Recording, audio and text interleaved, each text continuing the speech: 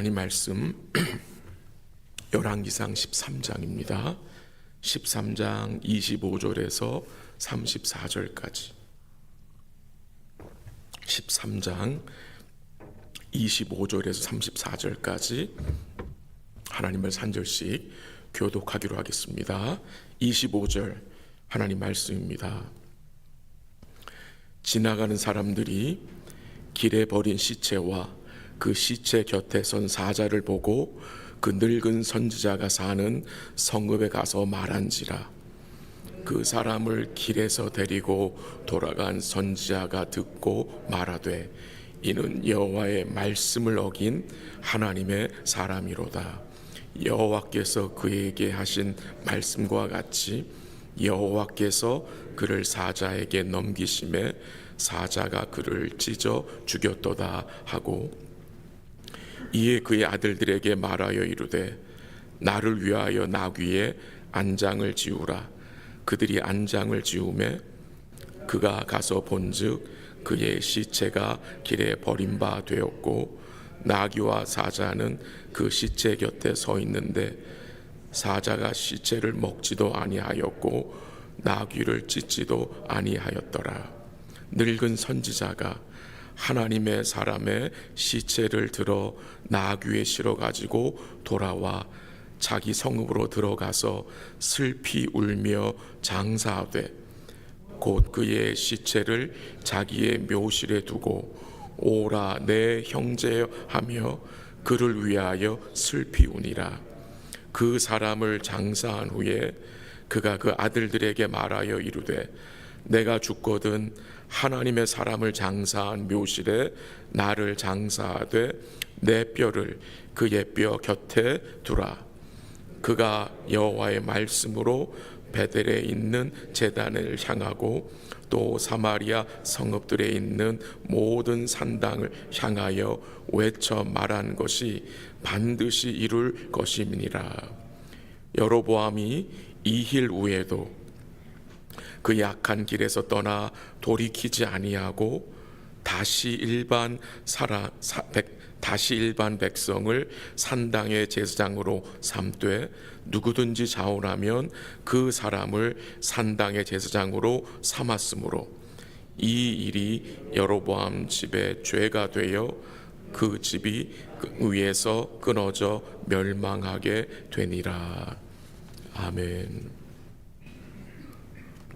오늘 짧은 본문인데 여기서 이 본문에서 어떤 부분에 우리 성도님들의 그 관심이 가십니까? 저는 이 본문을 읽으면서 사자에게 관심이 이렇게 모아졌습니다. 사자. 이 사자가 아주 특이한 사자인 것 같아요. 특이하게 행동을 합니다. 사자가 하나님의 사람을 물었어요. 죽였어요. 근데 먹지 않고 가만히 곁에 서 있어요. 사자가 그 하나님의 사람이 타고 온 나귀를 보고도 잡아먹지 않고 그냥 놔뒀어요. 사자도 특이하고 나귀도 특이해요. 우리가 나귀 입장이었다면 도망치지 않았겠습니까? 나귀가 시신 곁에 가만히 서 있어요. 사자도 겸손하고 나귀도 겸손한 모습인 것 같아요. 또한 우리의 관심이 가는 부분은 이 사자에게 물려 죽은 사람이 하나님의 사람이었다는 것입니다. 그는 여로보암 왕 앞에서 심판의 말씀을 선포한 사람입니다. 그러나 그가 어떻게 됩니까? 말씀을 전하고 돌아가다가 늙은 선지자의 거짓말에 속아서 먹지 말아야 하고 마시지 말아야 할 것을 먹고 마셨다가 어떻게 됩니까? 가는 길에 사자에게 죽임을 당한 내용. 이런 내용을 통해서 우리가 무엇을 깨닫게 됩니까? 참 이 하나님의 말씀은 엄중하고, 이 엄중한 하나님의 말씀은 어떻게 된다는 것입니까? 반드시 이루어진다는 것입니다. 반드시 이루어진다는 것입니다. 물론 이 하나님의 사람이 그 늙은 선지자에게 속았잖아요. 그 늙은 선지자가 내가 천사한테 여호와의 말씀 들었다 해가지고 거짓말에 속았는데, 그래도 가다 죽임을 당하고 그의 시체가 길에 버려진 내용들을 우리가 보게 됩니다. 하나님이 하시는 일입니다.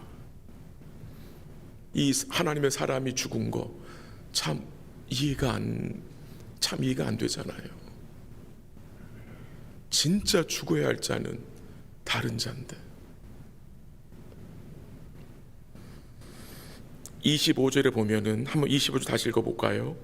지나가는 사람들이 길에 버린 시체와 그 시체 곁에 선 사자를 보고 그 늙은 선지자가 사는 성읍에 가서 말한지라. 이 늙은 선지자가 소식을 듣게 됩니다. 하나님의 사람이 사자에 찍혀 죽었다는 소식을 듣게 됩니다. 그리고 그가 뭐라고 말합니까? 그 늙은 선지자가 뭐라고 말합니까? 26절 중반에 보면 이렇게 나옵니다. 여호와께서 그에게 하신 말씀과 같이 여호와께서 그를 어떻게 하셨다? 사자에게 넘기심에 사자가 그를 찢어 죽였도다. 이 늙은 선지자가 무엇을 고백합니까? 여호와께서 하신 말씀과 같이 여호와께서 그를 사자에게 넘겨서 그가 사자에게 죽임을 당했다라고 말합니다. 하나님이 그렇게 말씀하셨기 때문에 그렇게 이 하나님의 사람이 죽임을 당했다는 것입니다. 그리고 이 늙은 선지자가 어떻게 합니까? 그 하나님의 사람의 시체를 확인하기 위해서 나귀를 타고 그 현장으로 가봅니다. 그리고 그 시체를 보고 확인을 합니다. 그리고 그 늙은 선지자가 어떻게 합니까? 이 죽은 하나님의 사람의 시신을 자기 나귀에 실어서 자기가 사는 서금으로 들어가서 슬피 울며 장사를 지내줍니다. 이 늙은 선지자가 왜 슬피 울었을까? 우리는 이해가 되죠. 자기가 거짓말을 해서 거짓으로 하나님의 말씀을 들었다고 해서 이 하나님의 사람을 속여서 이 하나님의 사람이 결국 하나님께 불순종하게 돼서 죽었다는 사실에 이 늙은 선지자는 여러분 마음이 아프지 않았을까요? 굉장히 괴로웠을 것 같아요. 그래서 슬피 울었어요. 그리고 장사를 지내줍니다. 그리고 이 늙은 선지자는 이 하나님의 사람의 시신을 어떻게 해요? 자기 묘실에 두었습니다. 그리고 이 늙은 선지자가 그의 아들들을 불러서 뭐라고 말합니까? 내가 죽으면 나의 시체를 그의 뼈 곁에 두라고 유언을 합니다. 그리고 이 늙은 선지자가 놀라운 신앙 고백을 했는데요. 그게 어떤 고백입니까? 32절 가봅니다. 32절 읽겠습니다. 시작. 그가 여호와의 말씀으로 베델에 있는 제단을 향하고 또 사마리아 성읍들에 있는 모든 산당을 향하여 외쳐 말하는 것이 반드시 이룰 것입니다. 뭐가 증거됩니까? 이 모든 사건들을 통해서 이 늙은 선지자가 무엇을 깨닫게 됩니까? 하나님의 사람이 전한 하나님의 심판의 말씀이 어떻게 된대요? 반드시 이룰 것이다. 반드시 이룰 것이다. 이 늙은 선지자가 깨닫게 됩니다. 하나님의 말씀은 반드시 이루어진다는 거예요. 이제야 비로소 이 늙은 거짓 선지자가 어떤 선지자가 됩니까? 참된 선지자가 됩니다. 누구를 통해서? 물론 하나님의 전적인 은혜지만 누굽니까? 죽임당한 그 하나님의 사람이 증거한 그 말씀을 통해서, 그리고 그의 죽음을 통해서. 참 하나님의 말씀이 오묘하고 참 너무도 신기하죠. 왜 하나님이 유다로부터 이 하나님의 사람을 보낸 것입니까? 왜 여로보암에 보낸 것입니까? 왜 늙은 선자를 만나게 하신 것입니까? 은혜를 베푸시는 거예요. 긍휼을 베푸시는 거예요. 솔로몬이 무서워서 여로보암은 어떻게 했습니까? 애굽으로 도망쳤던 사람입니다. 근데 하나님 은혜 베푸셔서 애굽에서 불러왔어요. 그리고 어떻게 하셨습니까? 하나님은 이 여로보암에게 약속의 말씀까지 주시면서 왕으로 세워주셨습니다. 그리고 하나님께서는 이 여로보암의 그 마른 손을 펴주셨습니다. 그리고 말씀하신 그 징조, 제단이 무너지는 것을 여로보암으로 목격하게 하셨습니다. 그러나 여로보암은 여전히 하나님의 말씀을 듣지 않습니다. 근데 이 모든 과정에서 누가 변화됩니까? 늙은 선지자. 그가 하나님이 참 하나님이시며 그의 말씀이 참된 것을, 이 사건들을 깨닫게 되고요. 이 늙은 선지자가 아마도 여로보암 왕을 찾아갔을 것입니다. 하나님의 말씀이 반드시 이루어집니다. 증거하지 않았을까요? 그러나 이 모든 일을 듣고 목격한 여로보암은 여전히 범죄합니다. 여로보암은 분명히 들었을 것입니다. 이 유다에서 온 하나님의 사람이 그 늙은 선지자에게 속아가지고 죽임당한 사건을 그 여로보암은 분명히 들었을 것입니다. 근데 여전히 그는 회개하지 않습니다. 하나님 베푸신 은혜를 그는 여전히 뭐합니까? 낭비합니다. 마지막으로 33절 한번 읽어보죠. 33절 다 같이 시작. 여로보암이 이 일 후에도 그의 악한 길에서 떠나 돌아키지 아니하고 다시 일반 백성을 산당의 제사장으로 삼되 누구든지 자원하면 그 사람을 산당의 제사장으로 삼았으므로. 거기 나오는 말씀 중에 여로보암이 이 일 후에도 어떤 일입니까? 지금 여러 가지 일들이 있었잖아요. 그 일을 그가 들었고 보았음에도 그는 어떻게 해요? 그의 악한 길에서 떠나 돌이키지 아니었다고 하고, 그 뒤에 어떤 말이 나옵니까? 다시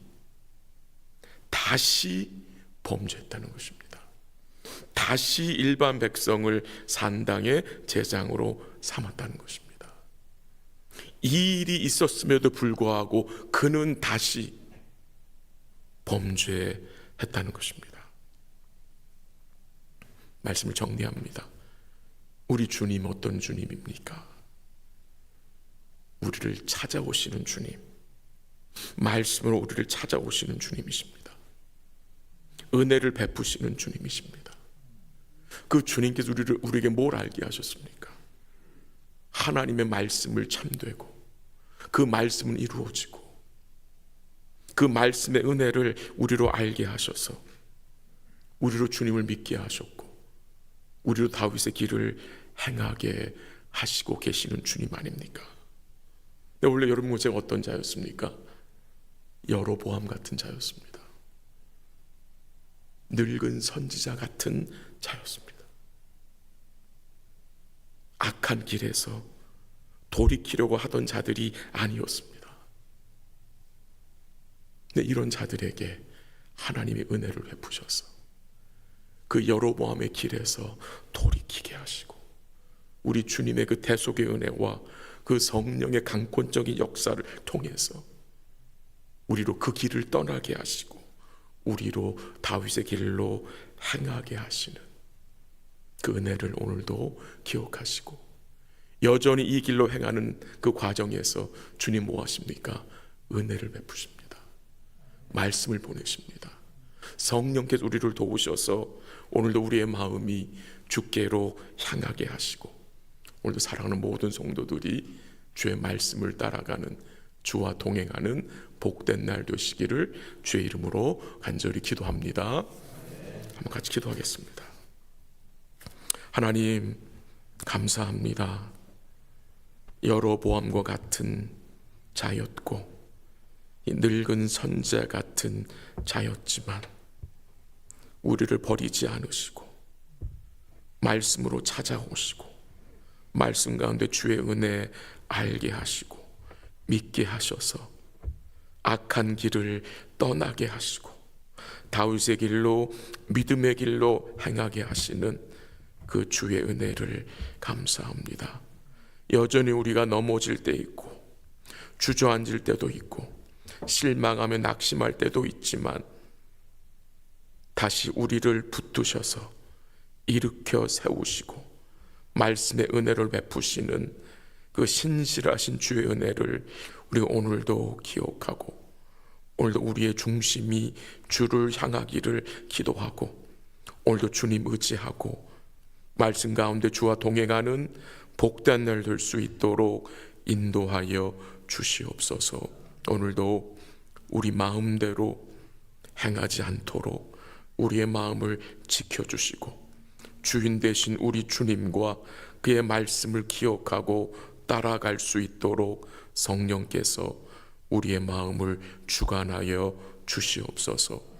이 아침에 믿음으로 간구하고 또 주를 바라보는 주의 백성들에게 긍휼을 베풀어 주시고, 어렵고 힘들고 또한 질병으로 인해서 고통 중에 있는 주의 백성들에게 주께서 긍휼을 베푸시고 회복의 은총으로 함께하여 주시기를 기도합니다.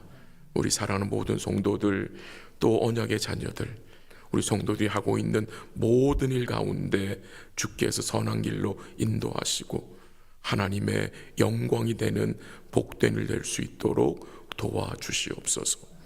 모든 것 주께 감사드리며 예수님의 이름으로 기도합니다. 아멘. 기도하시다가 돌아가시기 바랍니다.